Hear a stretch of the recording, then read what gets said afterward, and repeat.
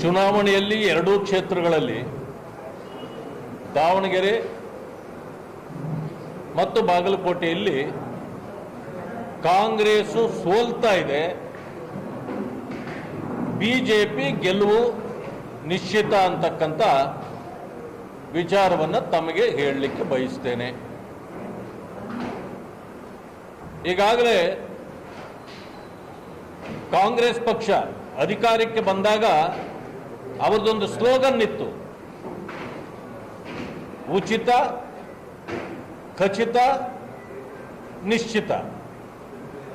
ಈಗ ಈ ಚುನಾವಣೆ ಹೊತ್ತಿಗೆ ಜನರು ಎಷ್ಟು ಬೇಸರಗೊಂಡಿದ್ದಾರೆ ಅಂತಂದ್ರೆ, ಅವರಿಗೆ ಉಚಿತ ಹೋಯ್ತು, ಈಗ ಚುನಾವಣೆ ಖಚಿತ, ಸೋಲು ನಿಶ್ಚಿತ. ಇದು ಈಗ ಅವರು ಎದುರಿಸ್ತಾ ಇರತಕ್ಕಂಥ ಸಮಸ್ಯೆ. ವಿಶೇಷವಾಗಿ ಹೇಳೋದಾದ್ರೆ, ಅಹಿಂದ ಜಪ ಮಾಡ್ತಕ್ಕಂಥ ಸಿದ್ದರಾಮಯ್ಯನವರು ದಾವಣಗೆರೆಗೆ ಬಂದಾಗ ಅಹಿಂದಾಗ ಓಟ್ ಹಾಕಬೇಡಿ ಅಂತಾರೆ. ದಾವಣಗೆರೆಗೆ ಬಂದ ತಕ್ಷಣ ಅಹಿಂದ ಅಭ್ಯರ್ಥಿಗೆ ಓಟ್ ಹಾಕಬೇಡಿ. ಅದೇ ಬಾಗಲಕೋಟೆಗೆ ಹೋದ್ರೆ ಅಹಿಂದಾಗ ಓಟ್ ಹಾಕಿ ಅಂತಾರೆ. ಇದು ಎಂಥ ನೀತಿಯಪ್ಪ ಈ ಮಾನ್ಯ ಮುಖ್ಯಮಂತ್ರಿಗಳದು? ಯಾವ ನೀತಿ ಇದು? ಯಾವ ಸಿದ್ಧಾಂತ ಇವ್ರದು? ಅವರಿಗೆ ಆಪತ್ತು ಬಂದಾಗ ಅಹಿಂದ ಅಹಿಂದ ಜಪ. ಆಮೇಲೆ ಮುಸಲ್ಮಾನರಿಂದನೇ ನಾವು ಬದುಕಿರೋದು ಅಂತ ಎಷ್ಟೋ ಸಾರಿ ಹೇಳಿಕೆ ಕೊಟ್ಟಿದ್ದಾರೆ. ಮುಸಲ್ಮಾನರಿಂದ ಈ ಸರ್ಕಾರ ಮಾಡಿದ್ದೀವಿ ಈ ಸಾರಿ ಅಂತ. ಆದರೆ ಇಲ್ಲಿ ಬಂದು ಭಾಷಣ ಮಾಡ್ತಾರೆ, ಆ ಮುಸ್ಲಿಂ ಕ್ಯಾಂಡಿಡೇಟ್ಗಳಿಗೆ ಯಾರಿಗೂ ಓಟ್ ಹಾಕ್ಬೇಡಿ ಅಂತಾರೆ.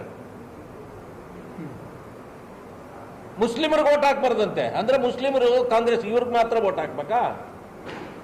ಮುಸ್ಲಿಮರಿಗೆ ನೀವು ಮಾಡಿರ್ತಕ್ಕಂಥ ದೋಖ ಇವತ್ತು ನಿನ್ನೆಯಿಂದ ನಾನು ನೋಡ್ತಾ ಇದ್ದೇನೆ. ಹಿಂದೂಗಳಿಗೆ 7,000 ರೂಪಾಯಿ ಅಂತೆ ಓಟಿಗೆ,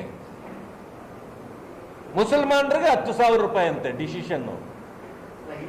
ಇಲ್ಲಿ ಹಿಂದೂಗಳಿಗೆ 5,000 ರಿಂದ 7,000 ಅಂತೆ, ಮುಸಲ್ಮಾನರಿಗೆ 10,000 ಅಂತೆ. ಇದು ಕಾಂಗ್ರೆಸ್ ನೀತಿಯಾ ಅಥವಾ ಸರ್ಕಾರದ ನೀತಿಯಾ? ನಿಮ್ಮನ್ನ ಯಾರು ಕೇಳೋರಲ್ವಾ? ಎಂಥ ವಿಪರ್ಯಾಸ! ಈ ಕಾಂಗ್ರೆಸ್ಸಿನ ಪರಿಸ್ಥಿತಿ